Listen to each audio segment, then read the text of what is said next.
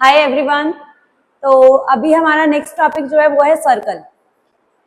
Circle की definition क्या है? सर्कल सभी ने पहले से पढ़ रखा है क्योंकि छोटी क्लासेस के अंदर भी हम सर्कल को इंट्रोड्यूस कर चुके हैं, ठीक है।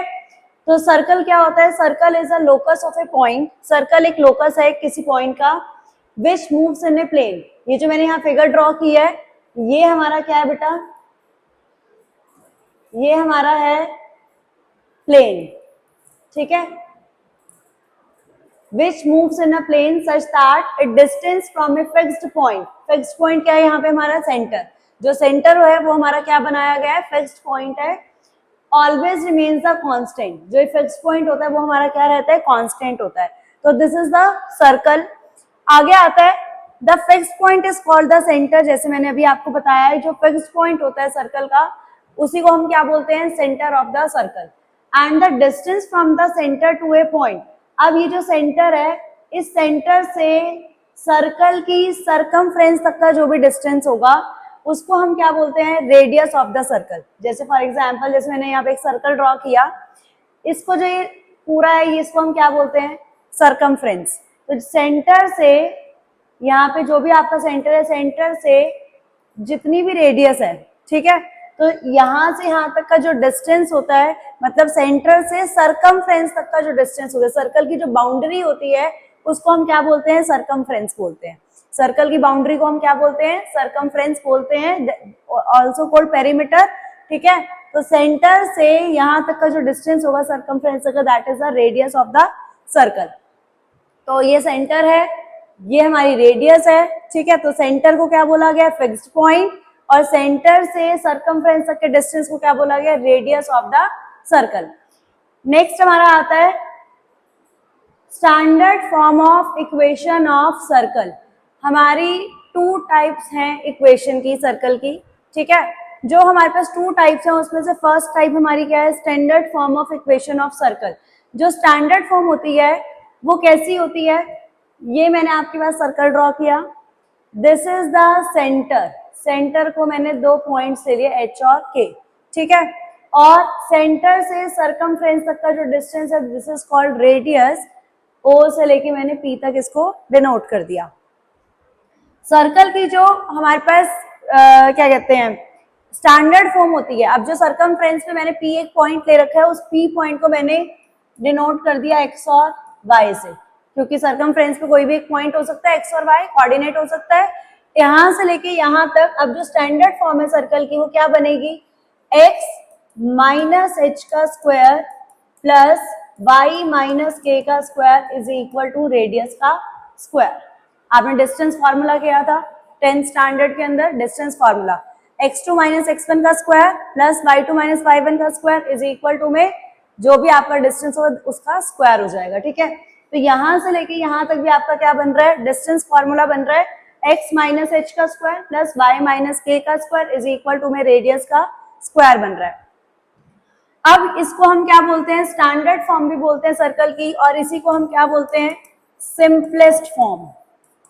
सिंपलेस्ट फॉर्म ऑफ सर्कल, ठीक है। इसी को क्या बोला गया है? सिंपलेस्ट फॉर्म ऑफ सर्कल भी बोला गया और साथ में क्या बोला गया? स्टैंडर्ड फॉर्म ऑफ सर्कल भी बोला गया। अब आपने करना क्या है? अगर आपका इसको एक बार हम ये भी बोलते हैं central form of circle. Central form of circle ये कब बोला जाता है? अगर आपके पास h और k दोनों ही कोऑर्डिनेट क्या हो जाए? जीरो हो जाए। अगर आपके पास h की वैल्यू भी जीरो हो जाए मतलब सेंटर कहां से पास कर रहा है? इसका मतलब क्या हुआ? अगर h और k दोनों जीरो हो जाएंगे तो सेंटर कहां से पास करेगा? ओरिजिन से। सेंटर सर्कल कहां से पास करेगा? ओरिजिन से पास करेगा। अगर आपका h और k जीरो हो जाएगा तो वो सर्कल कहां से पास करेगा? ओरिजिन से पास करेगा। एंड उसी को क्या बोला गया है? सेंट्रल फॉर्म ऑफ सर्कल, ठीक है।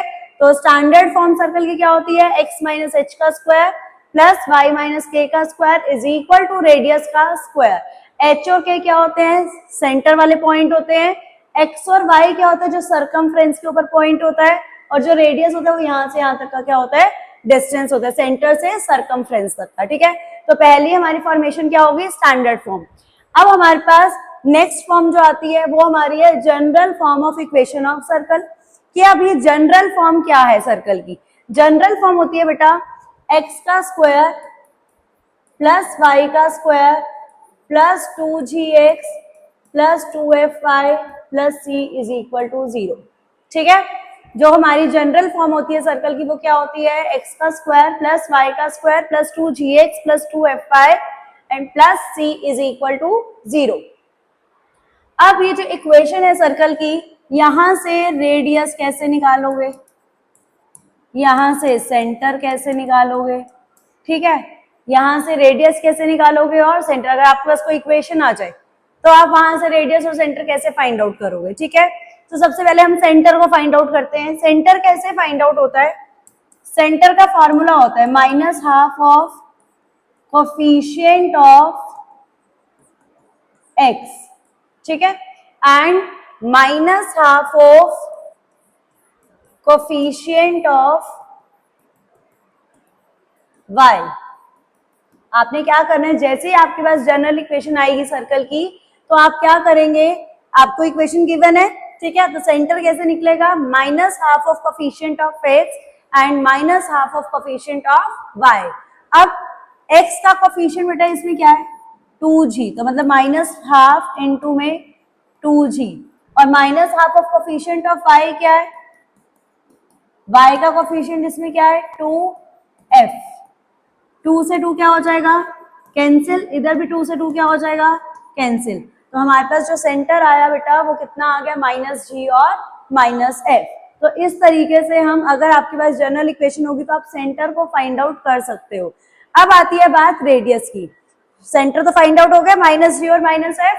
अब रेडियस कैसे हम लोग फाइंड आउट करेंगे? रेडियस निकालने के लिए, रेडियस के लिए एक फॉर्मूला होता है, ये जो आपका सेंटर आया माइनस जी का स्क्वायर प्लस माइनस एफ का स्क्वायर माइनस सी, ठीक है, सेंटर के जो कोऑर्डिनेट्स आएंगे उसका स्क्वायर का सम माइनस ये जो कांस्टेंट टर्म है, ठीक है, सेंटर के जो भी कोऑर्डिनेट्स आएंगे उनके स्क्वायर का सम माइनस माइनस कांस्टेंट, जो आपको ये सी दिया हुआ है, सी इज द कांस्टेंट, कोई भी वैल्यू हो सकती है, 2 3 4 कुछ भी हो सकता है, ठीक है, तो ये कांस्टेंट टर्म है हमारी। तो रेडियस का फॉर्मूला क्या बना? अंडर रूट माइनस जी का स्क्वायर प्लस माइनस एफ का स्क्वायर माइनस सी। चलिए अब नेक्स्ट पे चलते हैं। अब आता है कंडीशन फॉर ए सर्कल, कि सर्कल पे जब आप क्वेश्चंस करोगे, ठीक है, तो उसके ऊपर कंडीशंस क्या क्या लगेंगी। बेसिकली ये किस पे लग गई? जहां पे जनरल इक्वेशन आपके पास आ रही है।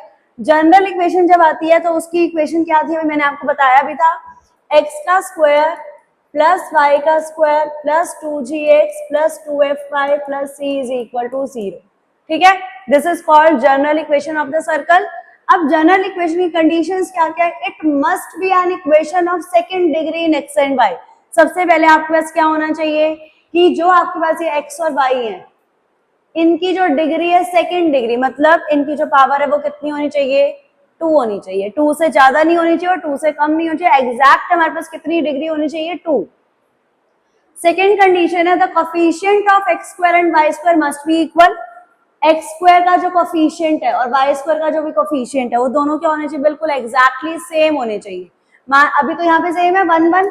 मान लीजिए अगर आपका 4x square plus 4y square plus आगे 2gx plus 2fy plus c is equal to 0 है, तो सबसे पहले आपने क्या करना है, इस 4 से पूरी इक्वेशन को क्या करना है? डिवाइड, लेफ्ट हैंड साइड पे भी और राइट हैंड साइड पे भी। आपको एक्स स्क्वायर और वाई स्क्वायर का कोफिशिएंट बिल्कुल सेम रखना है, भले यहाँ पे सेम है 4 और 4, फिर भी आपको कोफिशिएंट क्या करना है? आपने 4 से डिवाइड करके आपको इस कंडीशन में क्या करना है? इसको कन्वर्ट करना है। X square plus y square plus 2gx plus 2fy plus c is equal to 0। It contains no term involving the product x y। कोई भी ऐसी सर्कल की इक्वेशन में x और y दोनों मल्टीप्लिकेशन में नहीं आने चाहिए।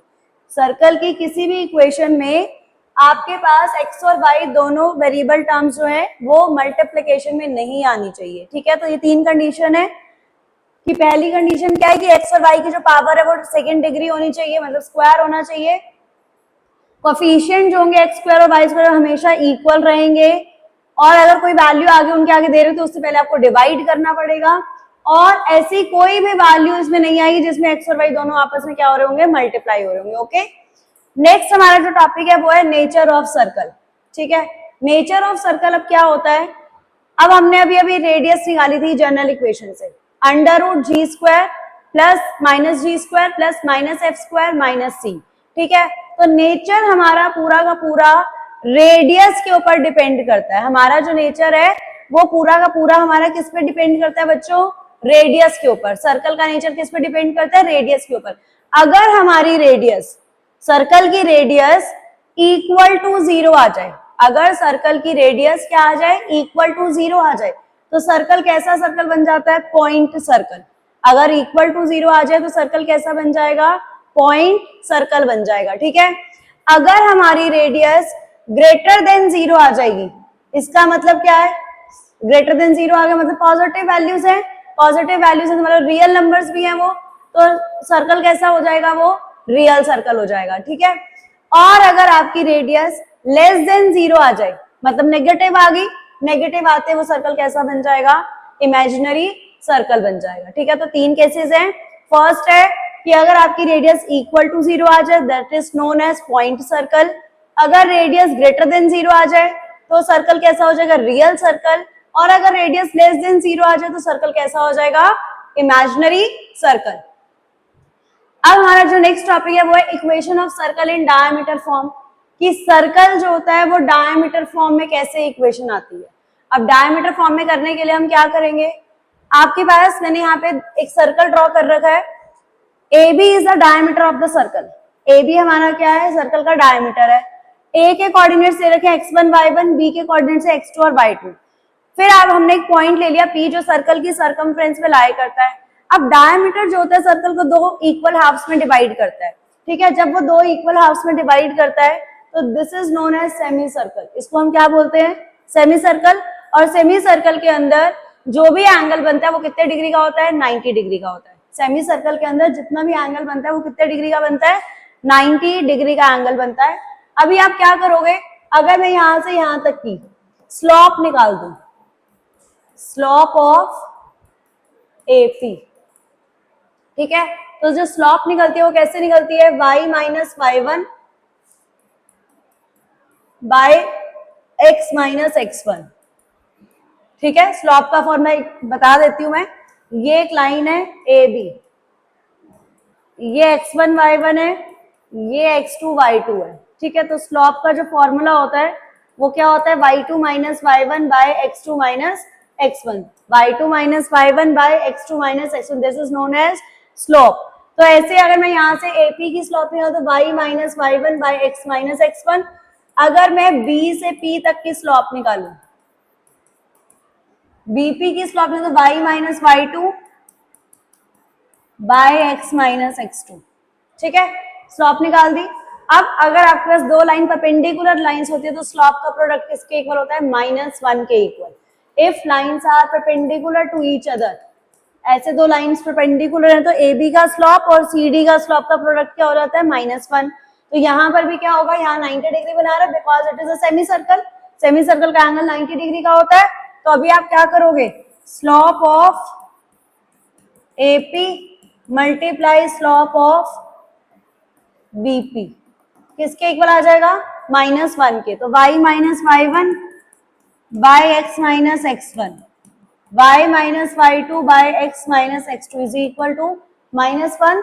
अब इसकी क्रॉस मल्टीप्लीकेशन करिए, y minus y1 y minus y2 is equal to minus x minus x1 x minus x2। तो ये नेगेटिव है, इधर क्या हो जाएगा बेटा, positive x minus x1 x minus x2 plus y minus y1 y minus y2 is equal to 0। This is known as diameter form of equation of circle. तो इस तरीके से डायमीटर फॉर्म बनी है सर्कल की। यहां से भी आप सर्कल की इक्वेशन फाइंड आउट कर सकते हो। अगर आपको डायमीटर के 2 एंड पॉइंट्स दिए हुए हैं और एक पासिंग पॉइंट दिया हुआ है सर्कमफ्रेंस पे, देन आप इक्वेशन ऑफ सर्कल भी फाइंड आउट कर सकते हो इस फॉर्मूला से। फॉर एग्जाम्पल, अगर मैं आपको यहां पर एक सर्कल ड्रॉ करके दिखाती हूँ, यहां मैंने एक सर्कल ड्रॉ किया A और B। मान लीजिए मैंने यहाँ 2 और 3 ले लिया, यहाँ पे मैंने 1 और 0 ले लिया। यहाँ एक पॉइंट है P जिसपे मैंने ले लिया x और y, ठीक है।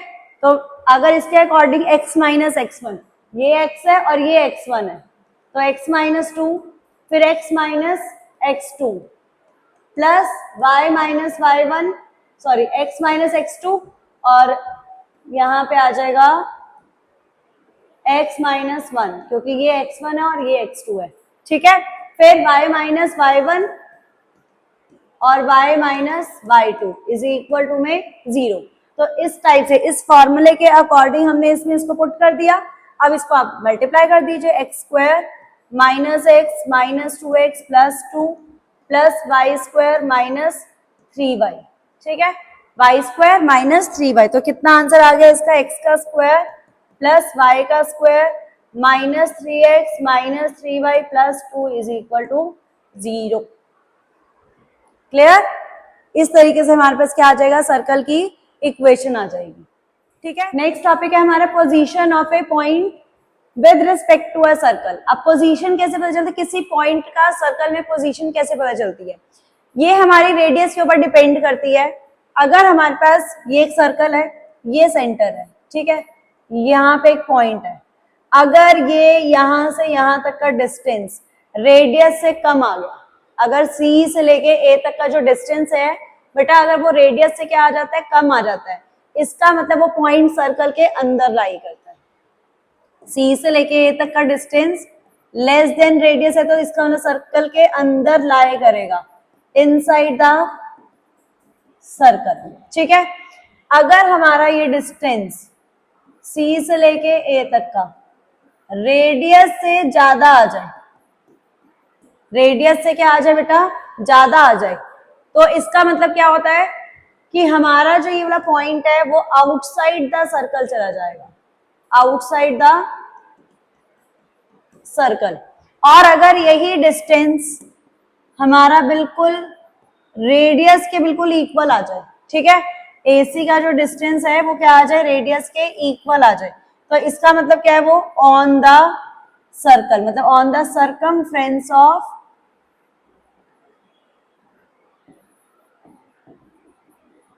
सर्कल, ठीक है। तीन केसेस है, अगर वो डिस्टेंस रेडियस से क्या आ जाए, छोटा आ जाए तो इनसाइड द सर्कल, अगर वो इक्वल आ जाए तो ऑन द सर्कल, मतलब सर्कमफ्रेंस के ऊपर आ गया, अगर वो लेस देन आ जाए, सॉरी ग्रेटर देन आ जाए, तो वो क्या हो जाएगा, आउटसाइड द सर्कल हो जाएगा। तो ये जो हमारा जो सर्कल का कॉन्सेप्ट था वो सारा यहाँ पे क्या हो गया, वाइंड अप हो गया है। अब नेक्स्ट वीडियो में हम लोग करेंगे सारे इसके सर्कल के क्वेश्चंस, और काफी इजी चैप्टर है, बहुत इंटरेस्टिंग भी और इजी भी है, क्योंकि इसमें फॉर्मूलाज भी कुछ ज्यादा नहीं है, आप इजीली कर सकते हो, ठीक है।